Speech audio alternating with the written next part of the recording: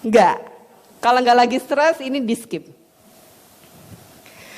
Kenapa sih banyak tindakan kekerasan? Karena produksi stres yang ada dalam diri orang tua. Apapun alasannya ya. Pernikahan yang tidak harmonis, kecemasan terlalu tinggi. Kalau saya stres karena saya perfeksionis gitu ya. Trauma, masalah ekonomi, atau mungkin dulu kita adalah korban KDRT dan sebagainya. Yang kedua adalah pola asuh orang tua. Kalau kita mengenal kembali pola asuh orang tua ada 4. Yang direkomendasikan kepada kita, memang ini tidak ada yang ideal. Tapi yang direkomendasikan kepada kita adalah otoritatif ya, demokratis. Komunikasi 2 arah. Antara anak dengan orang tuanya. Dan ketika kita melihat akibatnya, maka ini adalah beberapa akibat yang saya coba paparkan. Anak merasa rendah diri, kehilangan motivasi, kehilangan mimpi, kehilangan cita-cita. Udah gak bergairah dalam hidupnya.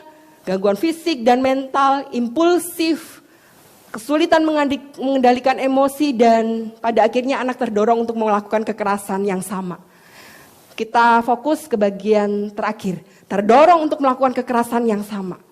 Kenapa? Karena faktor ini. Anakmu sang peniru ulung. Jadi kita sebagai anak, kalau kita memposisikan diri sebagai anak, kita itu juga banyak meniru orang tua kita. Tidak peduli berapa banyak nasihat yang kau berikan kepada anakmu, dia hanya akan mengambil sedikit perkataanmu. Yang diambil banyak adalah, saya di bawah tekanan mental nih, 5 menit lagi nih. Oke. Bikin saya stres ini, produce stress.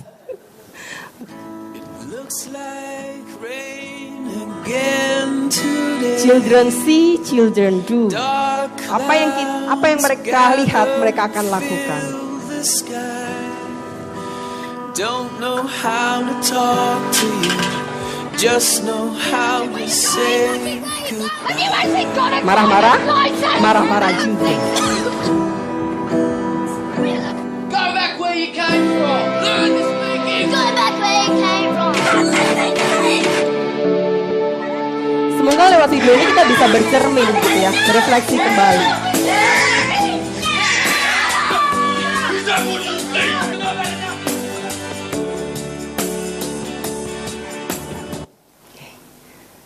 Nah, masalahnya adalah saya menggarisbawahi bagian ini. Kalau ditanya apakah kita bisa memutuskan rantai itu, rantai yang tidak baik dari orang tua kita yang udah nurun ke kita ke anak-anak yang tidak baik, bisa nggak kita putusin? Secara optimis, secara tegas dan yakin saya mengatakan bisa. Tidak pernah ada kata terlambat untuk sebuah niat baik. Ya, termasuk upaya untuk memutuskan rantai pola asuh yang tidak sehat. Gak ada lagi istilah kebacot kalau orang Jawa itu bilang, ya udahlah, udah kebacot mau gimana, udah terlanjur, gak ada. Kalau punya niat baik, punya usaha yang keras, tidak ada kata terlambat.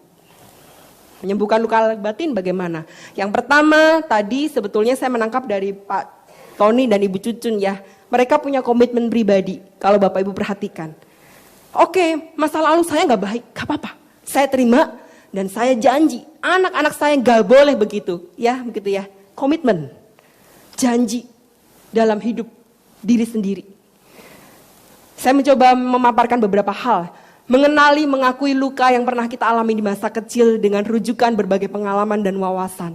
Kayak tadi ya, saya pernah luka karena saya dibully secara fisik.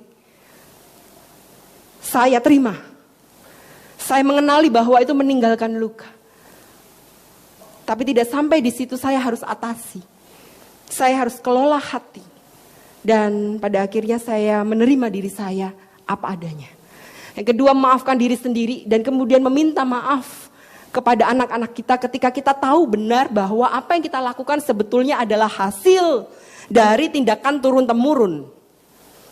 Bapak Ibu, semoga kita setiap kali berperilaku, mengambil keputusan, berkomunikasi dengan anak, kita sadar betul, kenapa saya begini ya? Oh, jangan-jangan dulu mama emang keras banget. Jadinya saya juga begini ya. Mama saya juga keras. Dan saya sadari itu.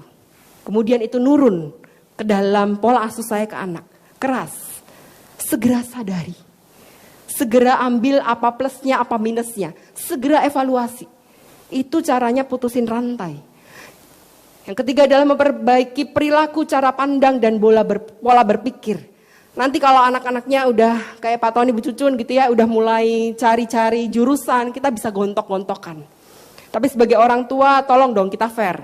Kita juga harus bekali diri kita dengan banyak pengalaman dan wawasan. Kenapa sih psikologi?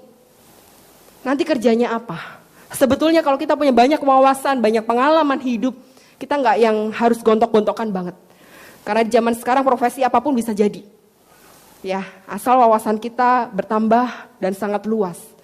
Yang membuat kadang-kadang kita gontok-gontokan adalah karena yang satu pikirannya udah terbuka ya, jadi ada memang gap. Yang satu masih di situ-situ aja. Ini yang bikin kita suka berantem.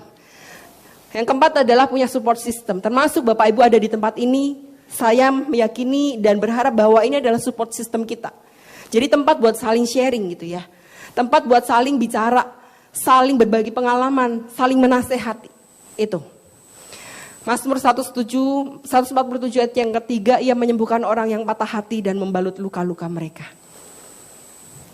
Ini menjadi dasar bagi kita bahwa rantai itu bisa diputus. Kalau kita berani untuk mengevaluasi diri kita sendiri. Berani untuk memulai hal-hal yang baru dalam hidup. Terakhir, Bapak Ibu, izinkan saya untuk memposisikan diri di siang hari ini bukan sebagai seorang pendeta, tetapi sebagai seorang anak yang mau mengucapkan banyak terima kasih buat Bapak Ibu.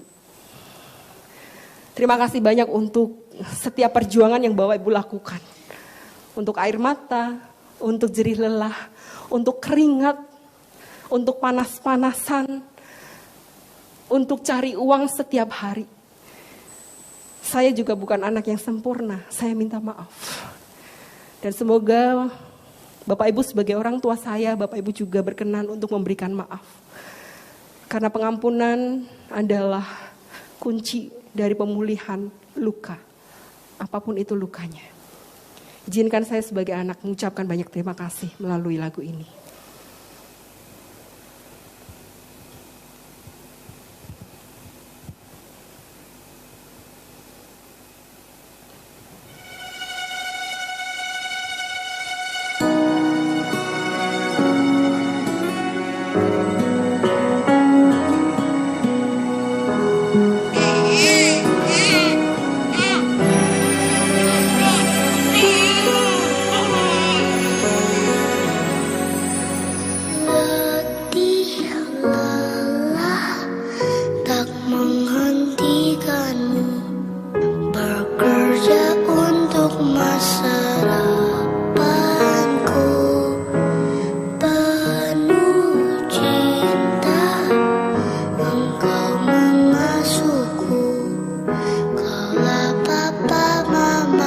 Bapak Ibu adalah papa mama terbaik.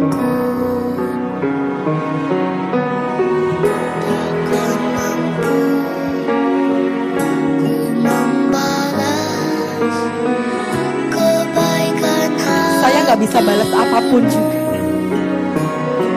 Sebab semuanya tidak terukur dengan mata ini.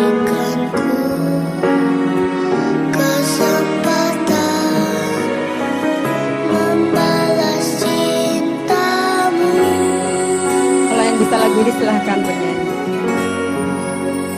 Terima kasih Papa dan Mama untuk semua yang telah kau lakukan.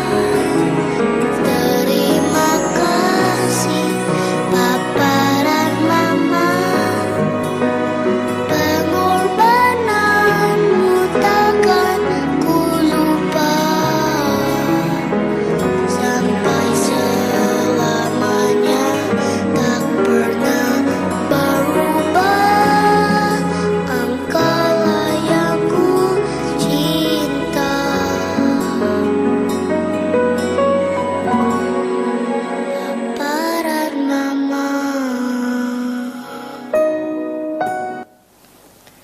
Terima kasih untuk banyak cinta kasih yang sudah diberikan dan akan terus diberikan.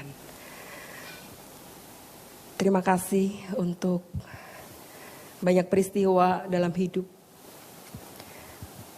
yang membuat kita bukan berpisah tapi justru bersatu. Sama seperti aku, papa mama juga tidak sempurna. Tapi semoga dalam ketidaksempurnaan kita dapat hidup saling memaafkan. Dan semoga luka-luka itu dapat disembuhkan. Mari kita berdoa.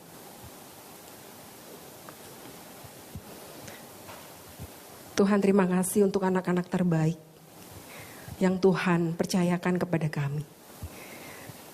Dan berikanlah kepada kami kemampuan supaya kami juga mampu untuk menjadi orang tua versi terbaik bagi anak-anak kami. Di dalam ketidaksempurnaan, kami hendak mengakui setiap kegagalan kami. Dan biarlah Tuhan memberikan kepada kami banyak kesempatan untuk memperbaiki kehidupan kami. Memperbaiki pola asuh kami. Memperbaiki cara pandang kami. Dan berkomitmen untuk memutuskan setiap perangkaian yang tidak baik yang ada di masa lalu. Demi kehidupan yang lebih baik bagi generasi mendatang. Ini doa syukur kami Allah, demi Kristus kami berdoa. Amin.